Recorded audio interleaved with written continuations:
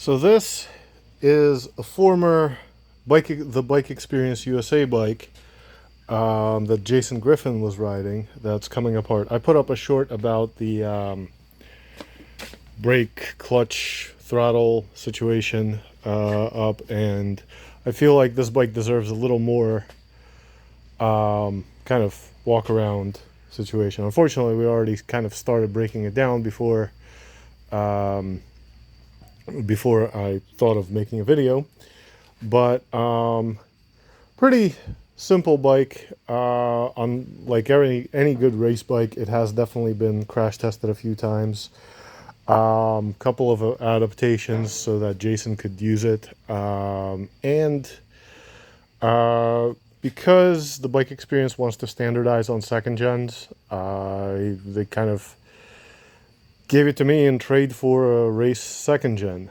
That way their whole fleet is the same, so any parts, any brackets they make for the hand shifters, stuff like that, all of that stays consistent. So the first gen, this one's a little tired. It's been a race bike for a good 5 years for Tony Pitcock and Jason, and they've both moved up to Aprilia 660s. So the best thing that can happen with this is coming apart. Not because it's bad, but because it's going to get them more bucks in parts than it is whole. Because remember, they got to fund the program, they got to have bikes that are up and running, they got to have bikes for people who want to try the track or try the street or whatever, get back on the bike for the first time and after an injury. So they kind of needed to maximize the money they get out of this thing. So it's here and it's coming apart. So couple of things. Let's start with the basic race bike shit. And the basic race bike shit is, first gen bodywork that has been crash tested and modified somewhat. This cut was actually here so that his levers wouldn't hit the fairings. Tail, belly pan. It's all meh, but it will work for someone for a novice level track bike, or somebody who just doesn't really need the best looking bike. The tank has seen better days. Obviously, it has been crash tested as well, and there's some rust spots from paint. I don't know. I guess it got sprayed with something and started rusting, but it's clean inside, and it's a solid race bike tank, like any other tank that it matches the bodywork. It has a Penske on it. It has literally zero fucks given about the foot controls, because I don't know what's going on there, but that's like a Woodcraft peg with a first gen shifter that's been modified, and by modified I mean fixed after a crash, bolted into a Chinesium bracket that was drilled out. Dude's an amazing rider. Dude's a flat tracker. He just does not care that much. So those are going to be worthless. The right side is a Woodcraft bracket with a stock peg with a, once again, modified rear brake. He does actually use quite a bit of rear brake because flat tracker, thus the nice big fat nub on it so that he can really control it. The interesting thing I mentioned on that short is the right clip-on this is really only here for if somebody else is pushing the bike around, or if he needs to lean his chest into it or something. This is basically just a hand grip and not for the racer. The engine is stock. I actually sent him this engine after he blew up the last one. I know it's stock. It's just a regular 99 black. It does have a metal oil pump gear in there because it's a black engine, so 99. Which I'll probably yank out of it because everybody should be running a metal oil pump if they can. actually, I don't know, some kind of fancy blue hoses, possibly because fancy, or possibly because it's what he had. Some kind of MSR. So going by this, um, 10 Newton meter, so 1.0 springs, theoretically. It should have, according to the build sheet, it should have gold valves in the GSXR forks. The regular GSXR Tukikos, Brembo. I'm not sure what a 14K20 is. 2018. I think this is just an RCS 19. Yeah, 19 RCS. If you notice, it's on the wrong side. Obviously, he needs to brake. And it's just installed upside down, so nothing fancy about it. Just flip it over. I'm not sure how he bled it without getting an air bubble up here, but he figured it out.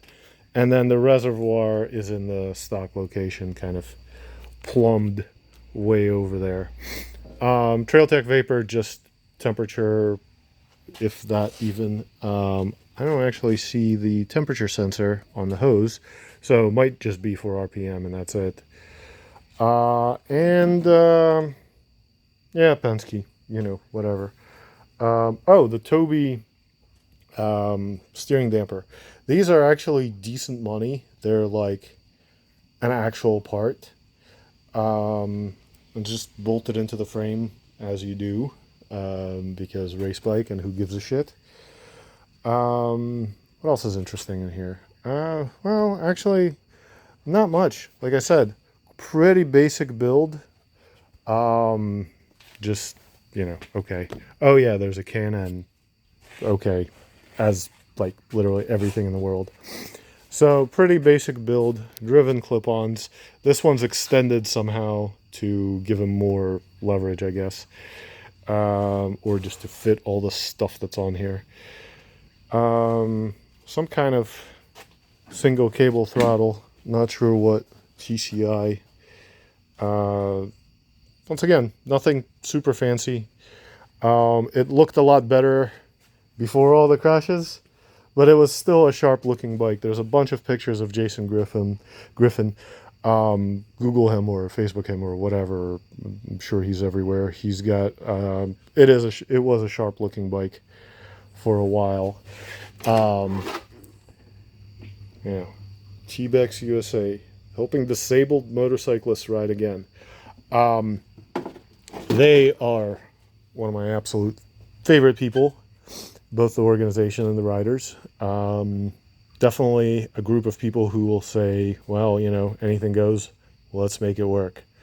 Oh, and also it came with an almost mint, except this one little divot, black tank.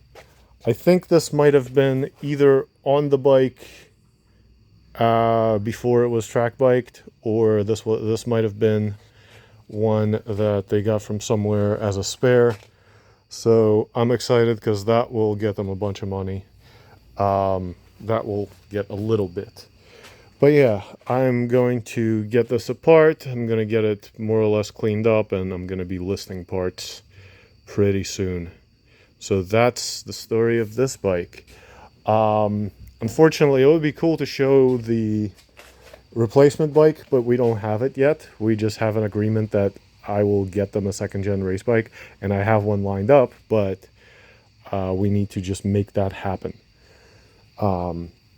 So super excited to have all second gens at the bike experience. That way it's so much easier for me to keep them fed parts. That way they only have to have like one set of spares effectively, not set of spares for first gens and set of spares for first gens and set of spares for second gens, and so on. Other than that, not a whole lot interesting in the shop. Customer bike that's waiting for parts. Customer bike that's done, just it's raining, so he's not picking it up in the rain. The 03 that I have listed.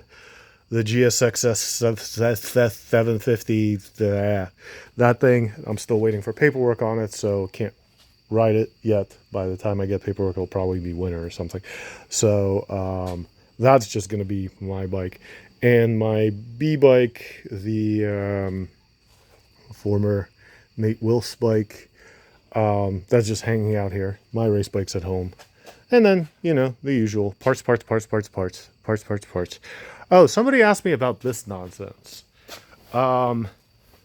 This nonsense is, it's quite bad. Obviously, you can see it's kind of cracked or whatever. But like, I got a parts bike with like, I guess the guy was a tattoo artist and an airbrush artist or whatever. So it has skulls and shit. Not really my bag, but it was unique enough that I figured it would make decent wall art. So yeah, that's about it for things that are going on, in case anybody's playing along at home. Oh, and the Breaking Bad bullshit over here. This nonsense. Not the red nonsense. The red nonsense is just my daily.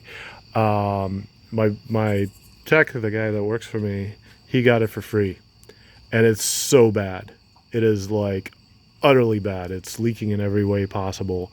So his plan is to gut it, delete the house, and then put a flat deck on the frame, because the frame's solid, the frame's beefy. It's like rated for like 7,000 pounds, and just make it a cargo trailer. So that's his plan, and it's here, and I fucking hate it. It's like it is the ugliest thing in the parking lot, and then we have like, you know, a carport over there and a shipping container, but this is way worse. So hopefully he gets that done sometime soon.